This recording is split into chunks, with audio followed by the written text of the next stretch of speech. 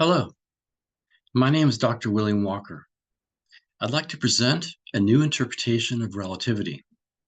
This is based on 30 years of research in this area. First, I'd like to start with a little background history. Instantaneous forces have been known in physics for quite some time. In 1642, Isaac Newton presented his law of gravity, where he showed the forces of gravity between two masses act instantaneously across space.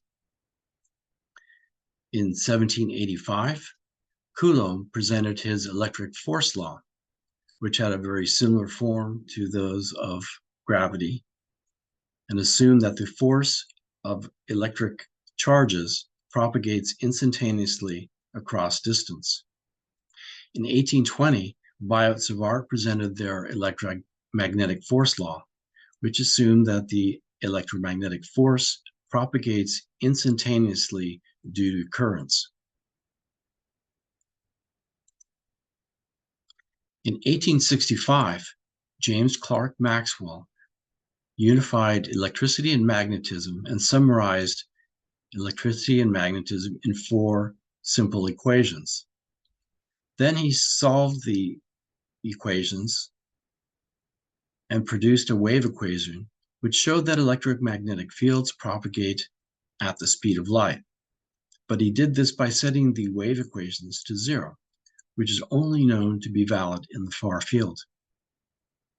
In the near field, you must set the wave equations to a source term.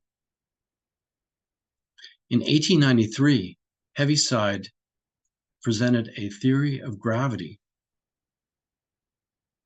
based on Maxwell's equations and assumed there was an electric component of gravity as well as a magnetic component of gravity. And then when he derived wave equations, he showed that the force of gravity propagates at the speed of light. Again, he set the wave equations equal to 0. But this is only known to be valid in the far field. In 1905, Einstein presented his special theory of relativity, where he showed that time and space are flexible and that time dilates and length contracts. Theory is based on that the speed of light is a constant. In 1915, Albert Einstein then produced his theory of general relativity, which was a geometric theory of gravity and not a field theory as assumed by Heaviside. Again, Albert Einstein calculated the speed of far field gravity waves to be the speed of light.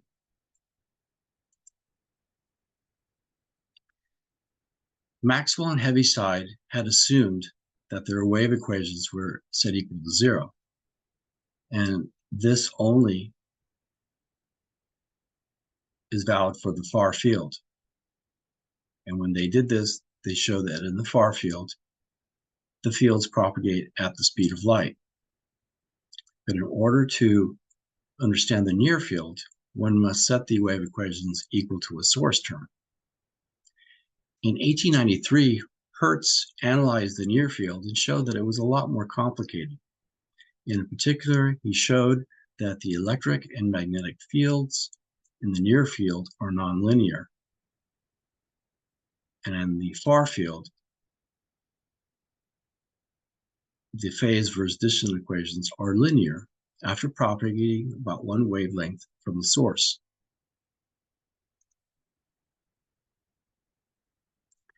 Later on, many physicists finally solved the inhomogeneous wave equation.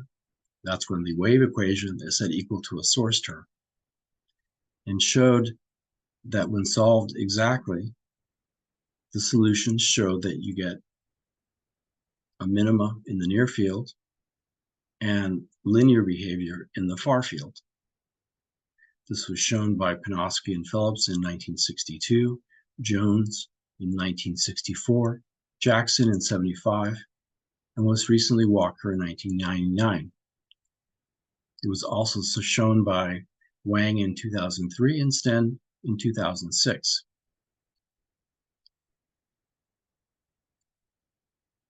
Then in 1999, Walker showed that you could analyze this phase versus distance behavior and extract the phase speed and group speed as a function of distance from the source.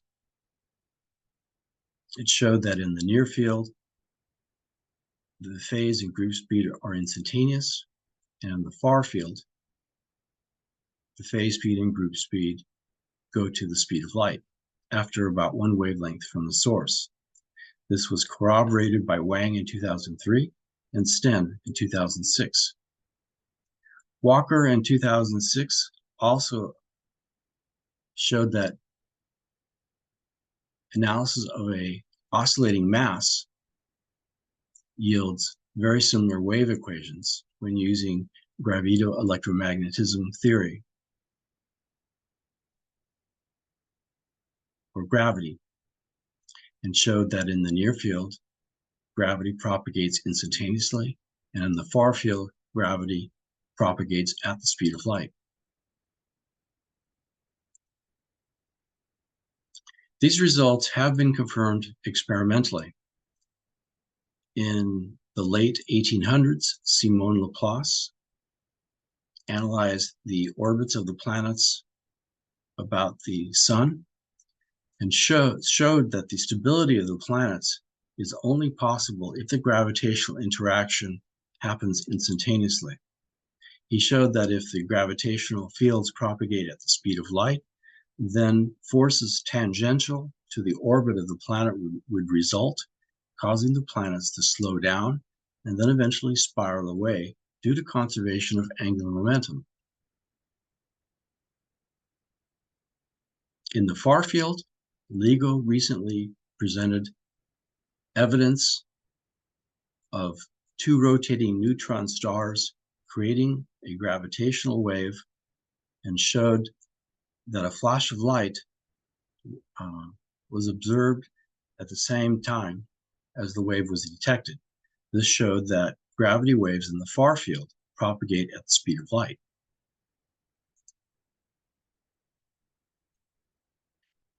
In the electromagnetic case, recent radio transmission experiments have shown or have confirmed the theory.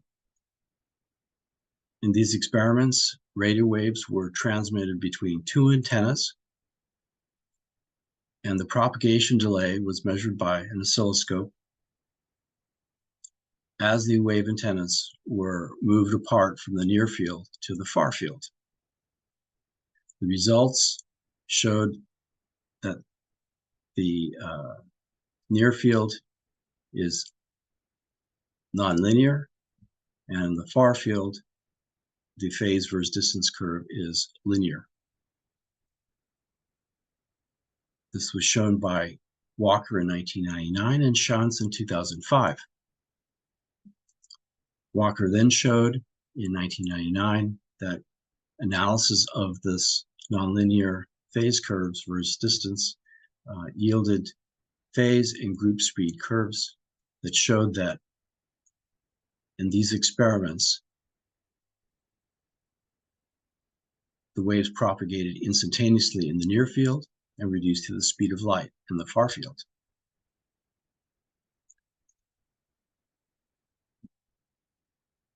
Albert Einstein presented his theory of special relativity in 1905, where he showed that because the speed of light is a constant, this resulted in Lorentz transformations between time and space. But because we have shown here in the previous slides that light is not a constant, especially in the near field, it's instantaneous, then special relativity needs to be reanalyzed. It can easily be shown that if instantaneous fields are used, then the Lorentz transforms, which have a gamma and a C factor in the near field where c is equal to infinity, the gamma term turns to 1, and time transforms to simple time in the near field, and space transforms to simple space in the near field. But when farfield light is used, then you get the Einstein relationships, showing you get that time dilates and length contracts.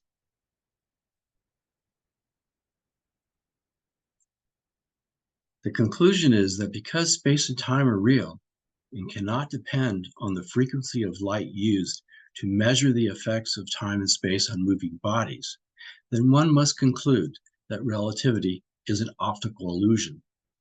Time and space are absolute, as indicated by Galilean relativity.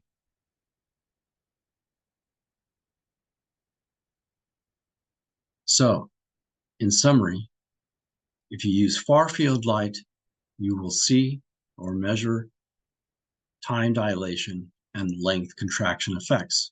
But if you use near-field light, then you will see no time dilation and no length contraction effects. Since special relativity is based on general relativity, then they both are optical illusions, since they both assume that time and space are flexible. So what would be a better model of gravity? Well, as I mentioned, Heaviside had presented in 1893 his Gravitoelectromagnetism model of gravity, which is based on 4 Maxwell's equations and assumes that gravity is a propagating field. This theory predicts all known gravitational effects. And the reason for this is that it is well known that general relativity reduces to gravitoelectromagnetism exactly when the fields are weak. And for everything that we observe, gravitational fields are weak.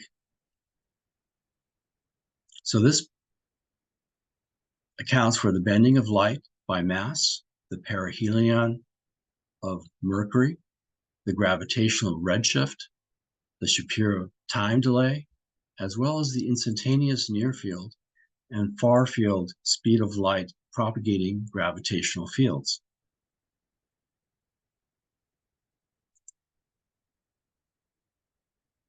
So here are my conclusions. Electromagnetic fields and gravitational fields propagate instantaneously in the near field of a source and reduce to the speed of light within one wavelength. 2. Special relativistic effects on time and space are not real and are an optical illusion. 3. Time and space are absolute, as indicated by Galilean relativity. 4. Information transmission via electromagnetic fields and gravity is not limited by the speed of light and is in fact instantaneous in the near field of sources. 5. General relativistic effects on time and space are also an optical illusion, and this is because special relativity has been shown to be an optical illusion. 6. Gravitoelectromagnetism, which is based on absolute time and space, is a better theory of gravity and predicts all known gravitational effects.